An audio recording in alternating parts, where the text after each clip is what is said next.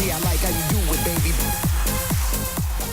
I can really show you how to move it. And welcome back. My next guest is bringing hope and helping to create a pathway to pregnancy for couples who are facing infertility.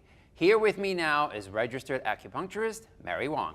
Hi, Mary. How are you? Hi. Thanks for being here. Thank you for having me. It's an Oh, honor. it's a pleasure.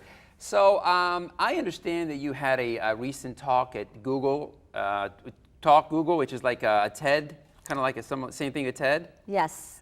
which was called Conceivable, right? Or something to that effect? Yes. Tell us about the talk a little bit.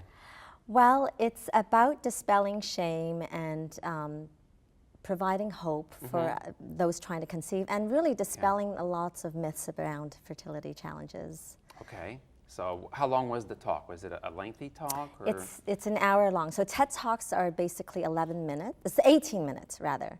And Talks at Google, their version of it, it's just more extensive, more well-breathed. Okay. So I mean, not that I look for pregnant women around, but I tend to see a lot of them around. So is infertility an issue then? Is that something that people should start to pay attention to? Well, the problem is that when you see these pregnant women and their children, what you don't know is the story behind it. And unfortunately, 1 in 6 couples are having issues and challenges. 1 in 6? In a lifetime. So that means anytime you walk into a Starbucks or a staff room, if there's 24 people, at least 4 people are having challenges either currently, in the future sometime, or have had challenges in the past. And what kind of challenges are we talking about? So it can be wide and varied. So for women, it could be things like endometriosis, polycystic ovaries, so irregular cycles, then even thyroid problems. And unfortunately, in North America, there's a huge incidence of obesity and diabetes, and that can impact fertility, and that's men and women. Okay, so I understand that you went through an infertility issue, right? You want to tell us a little bit about that? Or? Well, okay. While we're here, right? Yes. So when I was 38, my husband and I began to conceive, and like many, unfortunately, we were all, well, a lot of people are delaying childbearing years, right? Just because of the difficulty in finding a partner, or just the socioeconomics, because you know, we have to get an education and then try to make ends meet, and then once you establish yourself, then you look into having a child. Right. So when we tried, you know, because I've been working with women and couples for decades, it was a complete shock to find that I personally had a challenge. And what occurred was that when we went to the doctors, we found that I had blocked fallopian tubes. And that's necessary and essential for having the sperm meet the egg. So really, the only way that we would ever allow our bodies, our eggs and sperm to meet was outside in a Petri dish. And that's certainly not what I imagined as a little girl. And yet, when it came down to it, that's what we chose, because that was our only option.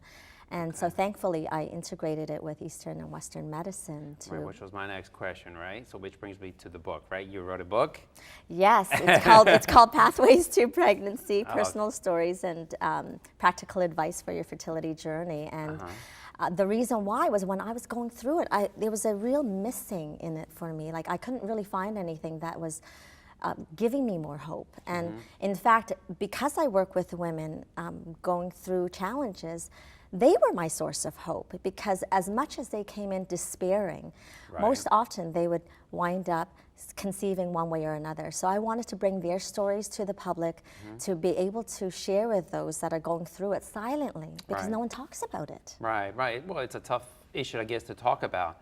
But what I was interesting is that you said you came from a Western medication, Western way of doing and then you integrated it with the East. So why was that? What made you say, or maybe it's important to incorporate both of them to get the kind of results that you got?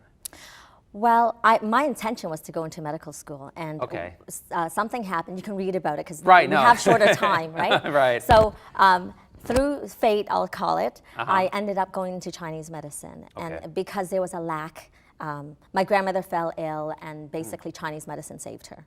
Oh, wow. Yeah, so then it became, oh my goodness, I need to bridge that gap between Eastern and Western medicine. So then In the more recent years, more than a decade or so, I've been working a lot with fertility.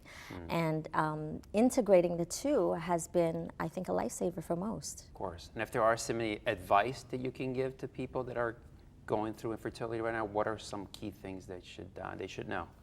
Well, there are many, Okay. but I'll just include a couple, right? Okay. So the very first thing is that, unfortunately, we are being bombarded by lots of chemicals.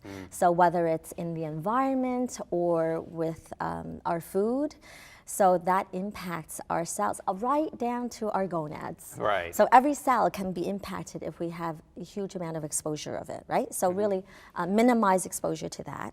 Secondly, about your weight. So, either being overweight to a certain degree and even underweight can impact for women our ability to menstruate. And of course you need that, a regularity in our cycles to be able to conceive. So it's important, and I know we're talking about fitness in Correct, general, yeah. right? So this Yes. is a real big thing. Real and big we issue, need right? to, yeah, absolutely. Yeah. Wow. So that's two. That's great. I wish we had more time, but I appreciate you coming here and sharing the good news with us, and hopefully we can resolve this issue, right? With so many of them that are trying to have, babies. So hopefully you'll be an inspiration to many of them. So thank you for being here. I appreciate that. Thank you so much for having me. Thank you, Mary. All right. Okay, guys, don't go anywhere. When we come back, my healthy lifestyle tip of the week is next. Stay tuned.